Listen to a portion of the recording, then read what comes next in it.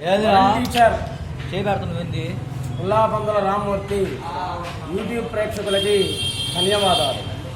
మనం ఈరోజు విన్నకొండ వినుకొండే, విన్నటువంటి కొండ వినుకొండే, అసలు ఆ వినుకొండ ఎలా ఏర్పడింది అనేటువంటి దాని గురించి మనం ఇప్పుడు తెలుసుకుంటున్నాం. సాక్షాత్ శ్రీరామచంద్రుడే, చూస్తున్నారు కదా, సాక్షాత్ శ్రీరామచంద్రుడే శివలింగాన్ని వినుకొండ కొండ మీద ప్రతిష్ఠించాడు. రావణ సంహారం జరిగింది. రావణాసురుడు చనిపోయిన తర్వాత బ్రహ్మహత్యా పాతకం ఆయన కవులుతుంది అని చెప్పింది కౌసల్యాదేవి శ్రీరాముడితో. అందుకని శివలింగాలను ప్రతిష్ఠ చేయాలని చెప్పింది అన్నమాట. మాతృ ఆదేశంతో శ్రీరామచంద్రుడు అన్ని ప్రదేశాల్లో, కాశీ, శ్రీశైలం లాంటి మహాక్షేత్రాలలో శివలింగాలను ప్రతిష్ఠ చేస్తూ ఈ వినుకొండ కొండ మీదకి కూడా వచ్చాడు. అక్కడ శివలింగాన్ని ప్రతిష్ఠించాడు. మీరు చూస్తున్నారు కదా, శ్రీరామచంద్రుడు ప్రతిష్ఠ చేసినటువంటి శివలింగం ఇప్పటికి కూడా వినుకొండ కొండ మీద తొలి ఏకాదశి రోజుగా బ్రహ్మాండంగా ఉత్సవాన్ని జరుపుకుంటారు ఆ ప్రాంత ప్రజలందరూ కూడా. అసలు ఆ వినుకొండ ఎలా ఏర్పడింది అనే దాని గురించి మనం తెలుసుకుంటాం. శ్రీరాముని దివ్య పాదాలని తన ఎలపై మోపినటువంటి కొండ ఆ వినుకొండ. సీతామాత జాడను శ్రీరాముడికి విన్నవించినటువంటి కొండే వినుకొండ. కోట్లాది భక్తుల చేత పూజలు అందుకున్నటువంటి కొండ వినుకొండ. శ్రీరామలింగేశ్వరుని నిలయం ఆ వినుకొండే. అదే మన కొండ, మనందరికీ అండ ఆ వినుకొండ. కోట్లాది భక్తుల ముక్కులు, లక్ష బిల్వార్చనలు, సేవలు, కొన్ని వేల సంవత్సరాల చరిత్ర కలిగినటువంటి శృణుగిరి ఆ వినుకొండ. వందలాది వైదిక స్తోత్ర పారాయణలు, 10 తరాల వారు పదే స్మరించుకునేటువంటి దైవం ఆ వినుకొండ. పరమేశ్వరుడు శ్రీ రామలింగేశ్వర స్వామి. ఒకనొకప్పుడు వినుకొండలో మొత్తం కూడా భయంకరమైన అరణ్యం. ఆ ప్రాంతం మొత్తం కూడా పులులు, సింహాలు తిరిగేటువంటి సంచరించే ప్రాంతం. కృతయుగంలో ఈ ప్రాంతం మొత్తం దట్టమైన భీకరమైన వృక్షాలతో ఉన్నటువంటి మహా అరణ్యం. అక్కడ ఒక కమటం అంటే తాబేలు శివస్మరణ చేస్తూ ఉంది. పువ్వు పుట్టగానే పరిమళిస్తుంది అన్నట్లు అన్నిటికీ కూడా అదృష్టం రాదు, కొన్నిటికే జీవాలకు వచ్చేది. మానవుల్లో అందరూ కూడా గొప్పవాడు ఉంటున్నారా కొంతమంది, అలాగే జంతువులలో కూడా కొన్నిటికే దైవశక్తి అనేది ఉంటుంది. ఆ కమటం తాబేలు శివస్మరణ చేత తపస్సు చేస్తూ ఉంది పరమశివుడి కోసం. కొంతకాలం జరిగింది. కృతయుగమైనందువల్ల తపస్సు వలనే శివుడి యొక్క సాక్షాత్కారం జరుగుతుంది అనుకుంది ఆ కమటం. పరమేశ్వరుని యందు మనస్సు నిలిపింది. తన తపస్సు ద్వారా తను ఏ దేవదేవుణ్ణి ఆ ప్రాంతానికి రెప్పించగలుగుతుందో ఒకసారి ఇప్పుడు మనం చూసుకున్నాం. విందు భోజనాలప్పుడు పరమశివుడికి ఆహ్వానం అనేది ఉండదు. ఎప్పుడు ఆయనకి ఆహ్వానం? విషాహారాన్ని తీసుకునేటప్పుడే ఆహారం. అలాగే భగీరథుల ప్రయత్నం ద్వారా దివి నుండి భూమికి కోపంతో వచ్చేటువంటి గంగను శిరస్సును ధరించినటువంటి వాడు పరమేశ్వరుడు. హెళబెళమంటూ భూమికి దిగేటప్పుడు మాత్రమే ఈశ్వరుడు దిక్కయ్యాడు అందరికి కూడా. భోళాశంకరుడు ఆయన స్తోత్రం చేస్తేనే ఆనందించి నీకేం కావాలి అని అడిగి కోరిన కోరికలన్నీ తీర్చేటువంటి వాడు ఒక పరమేశ్వరుడు. ఆయనే అంటల్లో ఎటువంటి సందేహం అనేది లేదే లేదు. అలాగే ఈ కమటం పాపం ఎంతో తపస్సు చేసింది, ఎన్నో బాధలకు భరించింది. ఎంతకాలానికి కూడా ప్రత్యక్షం కాల. ఇంత కఠోర దీక్ష ఎందుకు? మాటలు రానటువంటి మోగజీవులు కూడా దయతో ప్రేమించేటువంటి శివుడు ఈ కమటానికి ఎందుకని సాక్షాత్కరించట్లేదు అని మిగిలినటువంటి జంతువులన్నీ కూడా మనసులో అనుకుంటున్నాయి. తపస్సు చేసి చేసి చేసి చేసి ఆ కమటం కాస్త చివరికి మునిగా మారిపోయాడు. చూడండి, కమటం తాబేలు కాస్త మునీశ్వరుడు అయ్యాడనమాట. అయినా తపస్సు వదల్లా. అంటే లోపలంతా కూడా కమటం, పైకి మాత్రం మనిషి మానవాకారంతో తయారయ్యాడు. అయినా కానీ వదల్లా. ఆ తపస్సు దాటికి మూగజాతిని కూడా మునీశ్వరులుగా మారారు.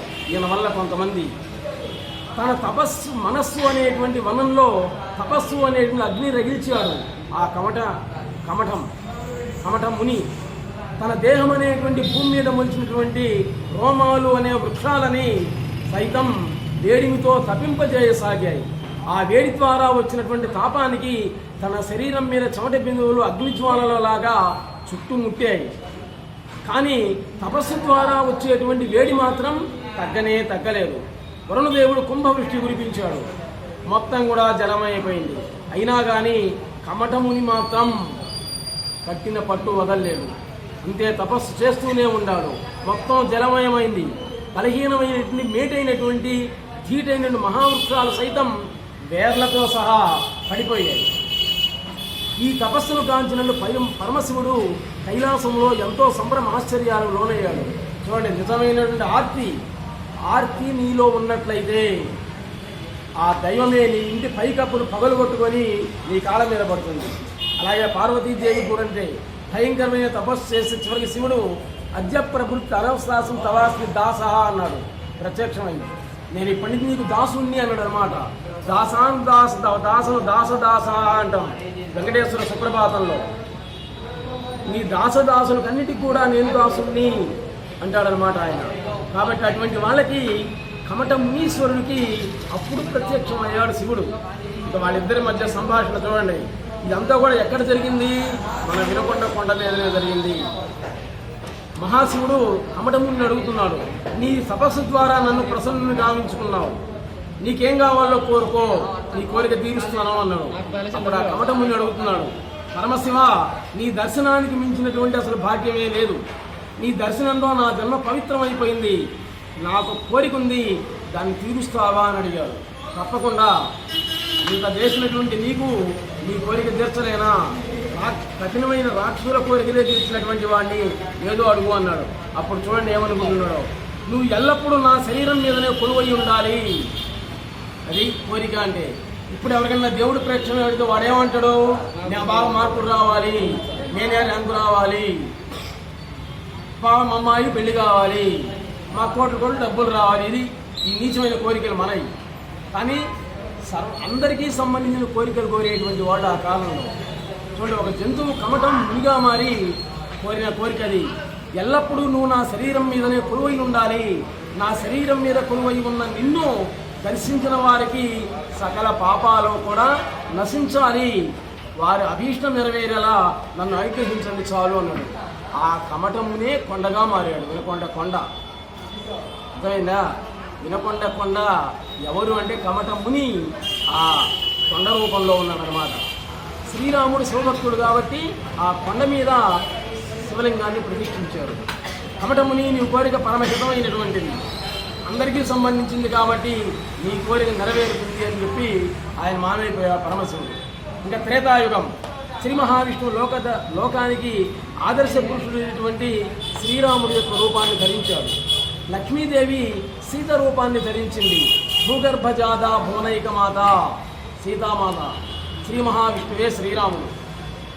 అక్కడ ఉన్నటువంటి నన్ను దర్శించి అభిషేకించిన భక్తులకి సకల అభీష్టాలు కూడా నెరవేరుతాయని పరమశివుడే కమట మునితోటి వివరించి చెప్పాడు. పర్వత రూపం దాల్చిన కమట మునిని కాల్చి పరమశివుడు ఇంకా చెప్తున్నాడు. చూడండి, నేటి నుండి శ్రీరాముని రాక కోసం ఈ ప్రాంతం కమటగిరిగా ప్రఖ్యాతి ఉంటుంది. ఆ కమటగిరే వినుకొండగా మారిపోయింది. సీతాదేవి మొరవిన్నటువంటి కొండ వినుకొండ.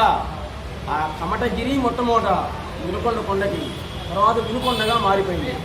శివలింగ ప్రతిష్ఠ త్రేతాయుగంలో జరిగింది. రావణాసురుడు సీతాదేవిని అపహరించుకొని పోతూ ఉన్నప్పుడు ఒక జటాయువు ఈ కొండ మీద తిరుగుతూ ఉంది. ఆయన పుష్పక విమానానికి అడ్డం వచ్చింది. అంతే ఆ కత్తి తీసుకొని నరికాడు జటాయువుని. ఆ రెక్కలు తెగినటువంటి జటాయువు శ్రీరాముడు వచ్చేంత వరకు కూడా ప్రాణాలతో ఉంది. ఆ జాడ చెప్పి ఆ ప్రాణాలు వదిలిందన్నమాట. ఇప్పటికి కూడా జటాయు యొక్క గుర్తులు వినుకొండ కొండ మీద ఉన్నాయి. చూడండి, ఆ కాలం నాటి గుర్తులు అన్నమాట ఇప్పటికి కూడా. ఆ యుద్ధంలో రావణాసుర పరాక్రమ ధాటికి జటాయు కాస్త నేల కొరిగిపోయింది.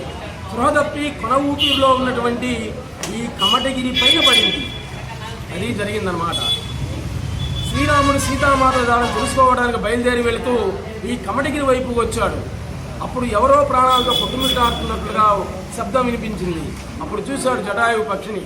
సీత జాడ శ్రీరాముడికి విన్నవించి ప్రాణాలు వదిలింది ఆ జటాయువు. కమటగిరి వినుకొండగా ఎలా ప్రసిద్ధి చెందింది అనే దాన్ని చెప్పుకుంటున్నాం. సీతాజాడం తొలిసారిగా శ్రీరాముడు కమటగిరి మీద విన్నవించినందువల్ల అప్పటికిండి ఈ వినుకొండకి శృతగిరి అనేటువంటి పేరుండాలి. సంస్కృతంలో శృత అంటే వినడం, శృతగిరి. వినుకొండ కొండగా మారింది, అంటే కమటమునే కొండగా మారాడు, అది వినకొండగా మారిపోయింది. వినుకొండ విన్నకొండ, కాలాంతరంలో విన్నకొండే వినుకొండగా మారి ప్రస్తుతం ప్రసిద్ధి చెందుతూ ఉంది. కాబట్టి వినుకొండ ఆ కమటముని వినుకొండ రూపంలో ఉన్నాడు. వినుకొండ కొండ మీద శివలింగ ప్రతిష్ట. శ్రీరాముడి యొక్క శివభక్తికి నిదర్శనమే మన వినుకొండ కొండ మీద ఉన్నటువంటి రామలింగేశ్వర స్వామి కోవెల. శ్రీరాముని పుణ్యఫలమే మనం ప్రతి ఏటా జరుపుకునేటువంటి తొలి ఏకాదశి పండుగ. శ్రీరామ అంటే చెప్తున్నాడు, శ్రీ అంటే సంపద, రామ అంటే రమింపజేసేటువంటి వాడు. రామ రామౌ రామాహ, హే రామ హే రామౌ హే రామ అంటావు. మా అంటే అందరి బాధలన్నీ కూడా ఆయన భరిస్తూ అందరినీ ఆనందింపజేసేటువంటి దానికే మా. రా అన్నప్పుడు చూడండి, మా రెండు పెదవులు ఇచ్చుకుంటాయి, రా. మా అన్నప్పుడు మూసుకుంటాయి, అంటే లోపల ఉండేటువంటి కల్మషాలన్నీ కూడా బయటికి పోతాయి. బయట ఉండేటువంటివన్నీ కూడా ఇంకా రానివ్వకుండా మా అనేటువంటి అక్షరం పలుకులాగా మూతపడుతుంది. అది రామ శబ్దానికి అర్థం అని చెప్తారు. ఇంకో విషయం కూడా ఉంది. రామ అనేటువంటి శబ్దం ఎలా వచ్చింది అంటే చెప్తారనమాట. నారాయణ అష్టాక్షరి మంత్రం నమో నారాయణాయ, శివపక్షాంచరి మంత్రం నమశివాయ. వీటిల్లో అక్కడేమో రా, ఇక్కడేమో మా. ఆ రెండు మంత్రాల్లో ఉండేటువంటి రా మా అనే అక్షరాలని కలిపితే రామా శబ్దం వచ్చింది. ఎవరైనా పుట్టిన తర్వాత కదా మన పేర్లు పెట్టే తల్లిదండ్రులు పుట్టిన తర్వాత నామకరణం చేస్తారు. కానీ పుట్టకముందే ఒక వ్యక్తికి పేరు వచ్చింది, అదే రాముడు. రాముడు పుట్టకముందే రామ అనేటువంటి శబ్దం వచ్చింది. నారద మహర్షి యొక్క వాక్యాల ద్వారా. వాల్మీకి మహర్షికి పరమ కిరాతకుడు, ఆయన మొట్టమొదట కొడజాతి వాడు అనమాట. అటువంటి వాడికి రామనామ మంత్రాన్ని ఉపదేశించాడు ఎవరు? నారద మహర్షి. ఆ తర్వాతనే రామాయణాన్ని రాయడం, ఆ తర్వాత రాముడు జన్మించడం. అంటే రామచరిత్ర ఎప్పుడు వచ్చింది? ఆయన పుట్టక ముందే వచ్చింది. ఆయన సాక్షాత్ శివాంశ సంభూతుడే శ్రీరాముడు అనడంలో ఎటువంటి సందేహం లేనే లేదు. ఈశాన సర్వ విద్యానాం ఈశ్వరం ఐశ్వర్యం ఈశ్వరాదిచ్చేత్. మానవుడికి శారీరక మానసిక ఐశ్వర్యాలన్నీ కూడా పరమేశ్వరుడి యొక్క దయ వల్లనే వస్తాయి. నువ్వు అనుకున్నంత మాత్రం ఎవడు పోడు, నువ్వు వద్దనుకున్నంత మాత్రం ఎవడు రాడు. ఆయన అనుకుంటే అన్నీ జరుగుతాయి. మొత్తం కూడా లయమైపోతుంది అనుకుంటే. అంతేగాని సర్వం కూడా శివమయం అనడంలో ఎటువంటి సందేహం అనేటువంటిది లేనే లేదు. ఈ వినుకొండ చరిత్రను గురించి ఎంత చెప్పుకున్నా కానీ ఇంకా తక్కువే. నెక్స్ట్ ఎపిసోడ్లో మళ్ళీ చెప్పుకుందాం. నమస్తే.